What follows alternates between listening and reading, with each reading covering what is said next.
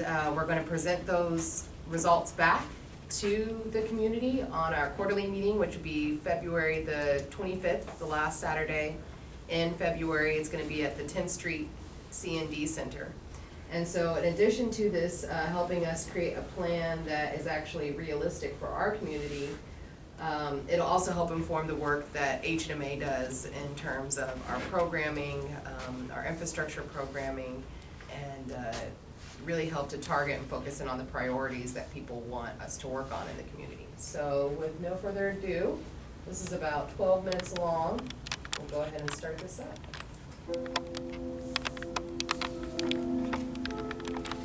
My name is Beverly Easterwood. I'm the president of the Douglas Sumner Neighborhood Association. And I am a pretty much lifelong resident of the Douglas Sumner neighborhood. I grew up on 8th Street, right down the street from Sumner Academy. From Sumner High School at the time I was there. And I went away to school, but I have come back since then, and I am living in the neighborhood.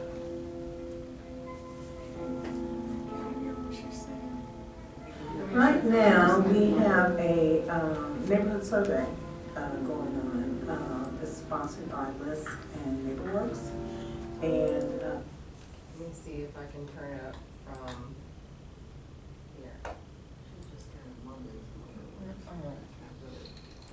Listen, I know my hearing is not up to par.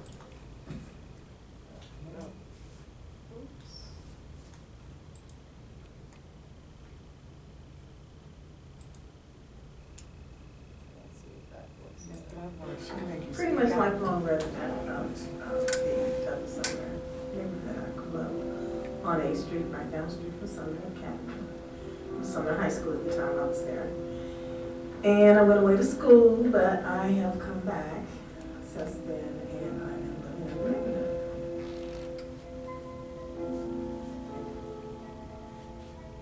Right now, we have a neighborhood survey going on.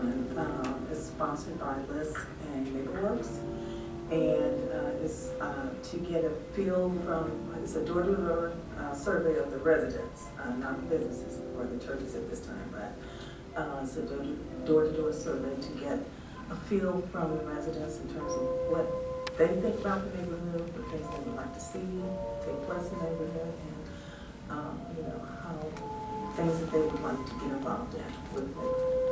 We are nearing completion of a new house at 7th November. This is the 6th new house within the last couple of years in the area. It should be closing on December 2nd. And we have a total of 8 new houses in the neighborhood that are built with funds partially from this and partially from the governor of the state of Kansas. You can move closer. No, it isn't that.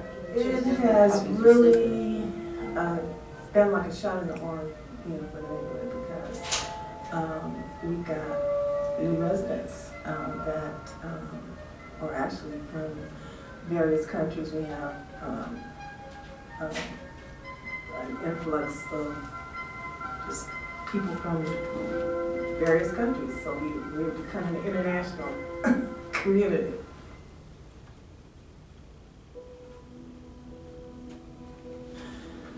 Okay, Douglas Sumner, our boundaries are 7th Street to 10th Street and Washington to Parallel. We have residents, we have 9 churches, and our major anchors are Douglas Elementary School and Sumner Academy. So it's not just the residents, it's people that are involved with the churches, people that are involved with the schools. So we have a lot of potential forces within our boundaries. A lot of the people have been there for a long time. There are a lot of, there have been some rental housing built by the Housing Authority within our neighborhood. So we do have some rental renters in the neighborhood, but the homeowners are pretty much have been there for a long time. Either they're second generation or maybe in some cases third generation, but we do have some people that have been there for a long time and are invested in the neighborhood.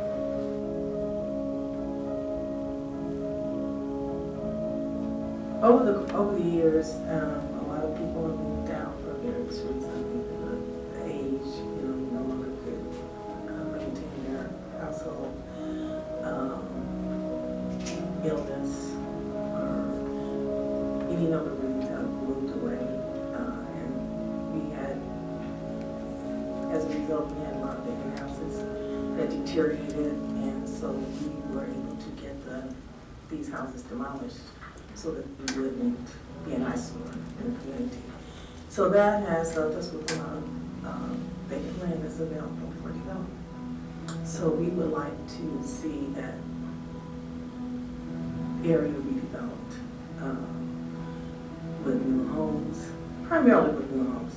We do have some areas that are designated for apartments on the perimeter streets, but for the most part, within the inner boundaries of the neighborhood, we would like to have single-family housing.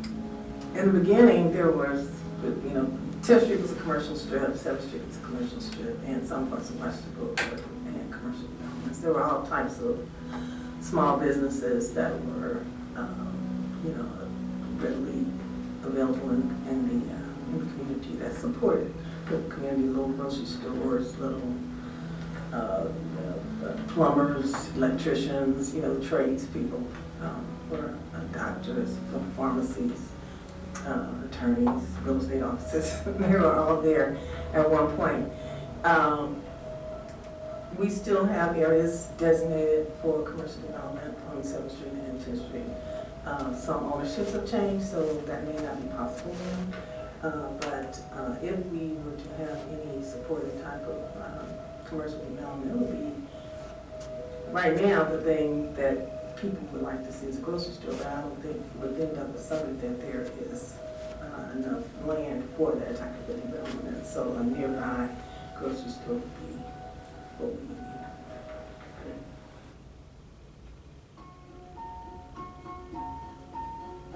Well, we're proud that we were able to get people to come together during the charrette that was financed by Bliss, and it was a several day long planning process where people from the city, from churches, residents, schools, all types of people were asked to come and be involved in this process, which was to set out a plan and a goal for future development within the neighborhood. And that resulted in a quality of life plan that we're trying really hard to make sure that everybody continues to follow as we go forward. Some of the other things we've done are an annual neighborhood cleanup that we get lots of volunteers to help us with. And this year, for the first time, we had a neighborhood block party.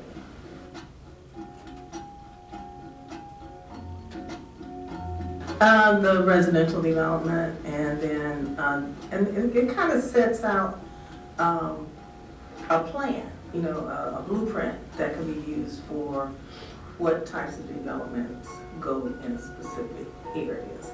So a lot of times development takes place in kind of a haphazard kind of way.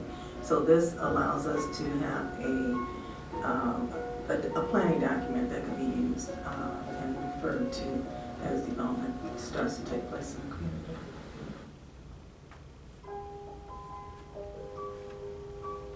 Well, we'll probably be in our 4th or 5th phase of housing, of new housing development. And maybe by that time we'll have our historic walking trail developed. That was part of the quality of life plan also. And it was called the DASH program, the Douglas and Sumner Heritage program, where these students from Sumner Academy they worked with some of the students from Douglas Elementary, and they went out and did interviews with different residents of the community to find out about historical locations within the Douglas Elementary neighborhood. And so they plotted out a walking trail that we would like to see develop with anchors, you know, and markers at several places within the community, because there are several historic locations within our community.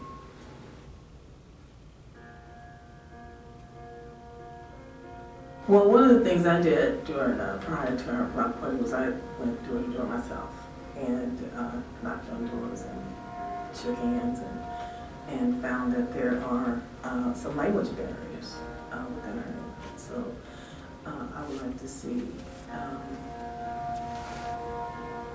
a means of trying of reaching everyone regardless of their language, being able to get them involved. But I think door-to-door contact is probably the most successful, because a lot of those people that I met knocking on the door did come to the block party.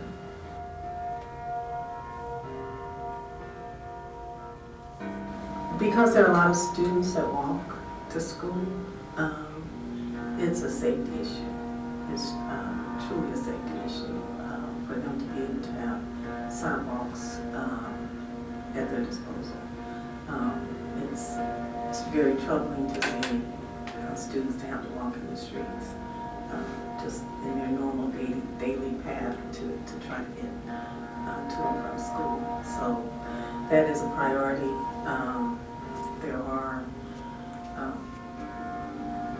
and one of the other things that they could also look at is, excuse me, when they plan on doing some improvements, check with other agencies, like the gas company, utility companies, to make sure that they're not going to come in a month later and have to do repairs in that same area and, in essence, undo what had just been done.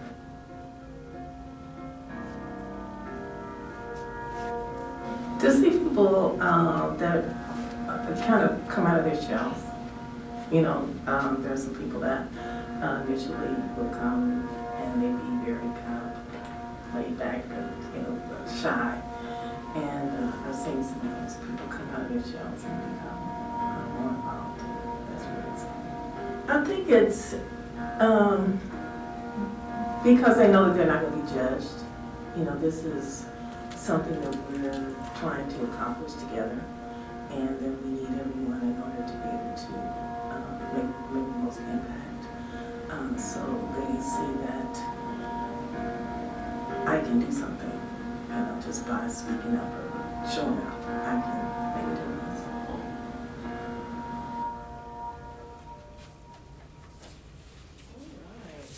Very good. And so I invite all of you, if you have access to the internet, these are some of the other videos that were captured from the other neighborhood presidents. And of particular interest, I really wanted to get the historic West Height, because they're kind of, yeah, it's another viewpoint, it's another perspective, and frankly have some different challenges than a lot of our neighborhoods further northeast. So, yeah, so if you want to actually find this, you just search Northeast KCK right here. That's the name of our YouTube channel, Northeast KCK. That's also our website, northeastkck.org. I haven't embedded these on the website yet, so for now the best way to go about it is going to be YouTube. At our quarterly meeting, I'll have thumb drives with the videos that I'll give to Mr. Liggins as well. So. Okay, all right, great. Let's go ahead and do it.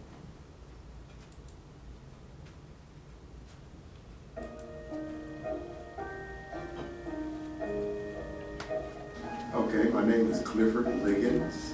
I'm with the Strugglers Heal Roots Neighborhood Association.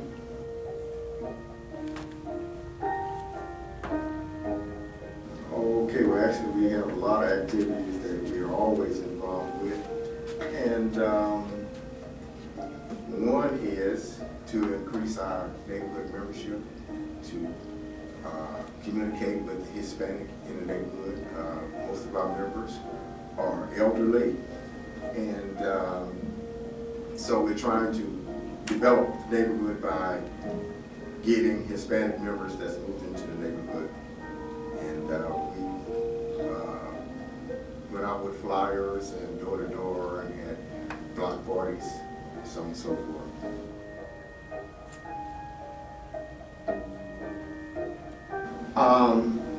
Actually, I identified with all of Kansas City, Kansas. I've been everywhere in the community. I actually was born and raised in the area which they might refer to as the hood, but it wasn't that to me. I was born on 9th Street near Sumner High School, which I attended. And I've also lived out west as far as 76th Street. And I eventually moved back down this way, in this area, the Strugglers Hill area that is, which is from, on the south, from State Avenue, going north to Walker Avenue on the east, 10th Street to 13th Street on the west.